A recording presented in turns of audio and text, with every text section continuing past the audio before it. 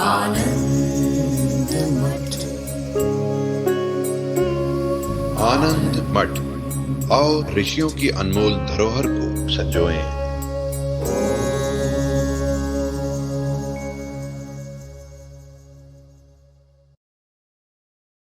वो ना तो इंद्रियों से जानी जा सकती है और ना ही महाराज मन से जानी जा सकती है। तो लक्षण बनाया अवांग मनस गोचरम। गोचर का अर्थ होता है विषय बन जाना, प्रमेय बन जाना, है ना। जैसे कहते हैं ये वस्तु इंद्रिय गोचर है। इंद्रिय गोचर का अर्थ क्या होता है? वो इंद्रिय का विषय बन गई। यहां पर अ शब्द का प्रयोग किया गया। अवांग और अमन, ये अ दोनों के साथ में लगेगा। तो आत्म वस्तु जो अखंड है, जो सच्चित आनंद स्वरूप है, वो अगोचर है। पहले ऐसे शब्द आप प्रयोग कर सकते हैं। अगोचर है वो। किससे अगोचर है? बोले वो वाणी से अगोचर है। वांग, वांग माने वाणी।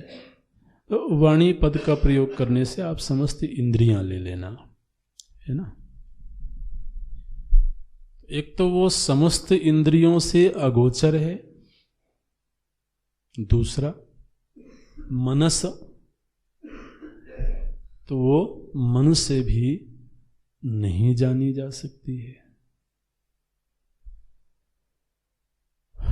ओहो, ये तो बड़ा गड़बड़ हो गया।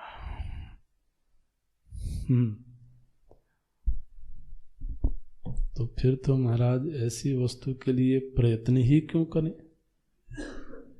अगर ऐसा निर्णय शास्त्र ने दे दिया है कि वो ऐसी वस्तु है जो इंद्रियों से भी नहीं जानी जा सकती, जो मन से भी नहीं जानी जा सकती। हम तो उम्मीद कर रहे थे कि चलो इंद्रियों से नहीं जानी जाए तो न जानी जाए, कम से कम मन में तो अनुभव हो जाए। ये उम्मीद नहीं कर रहे हैं? क्यों जी?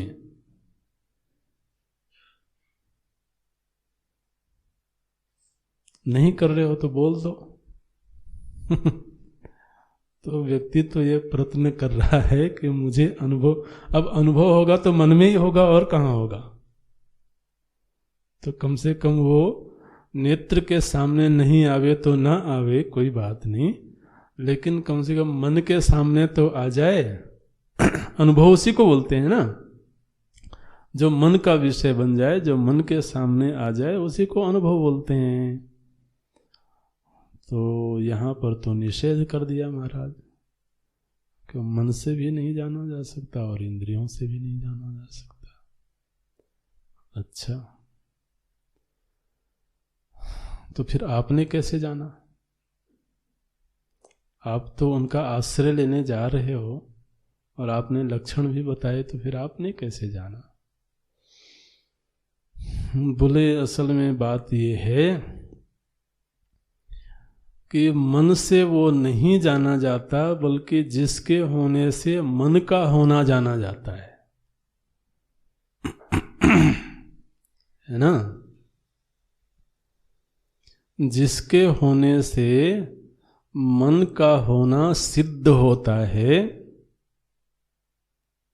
जिसके होने से इंद्रियों का होना सिद्ध होता है,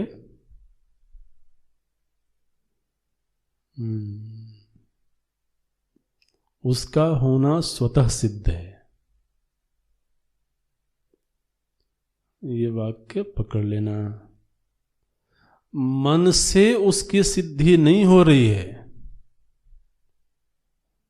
उसके होने से मन की सिद्धि हो रही है। मन किसी को सिद्ध नहीं कर रहा है, बल्कि मन स्वयं सिद्ध हो रहा है। सिद्ध होना मतलब उसके अस्तित्व का भान होना, है ना। अब सिद्ध होने का भी पता नहीं आप क्या अर्थ समझ रहे हो, तो वो भी स्पष्ट रहे। जब हम कह रहे हैं मन का सिद्ध होना, तो मतलब है कि मन के अस्तित्व का भान होना। मन का जो अस्तित्व है वो भी किसी के वजह से है। इंद्रियों के अस्तित्व का भान भी किसी की वजह से है। जिसके वजह से है वो स्वतः सिद्ध है।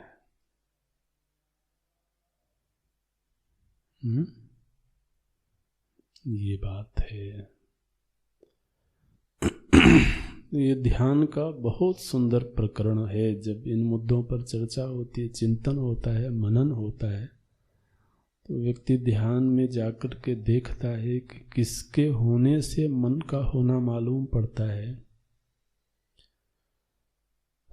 किसके होने से इंद्रियों का होना मालूम पड़ता है,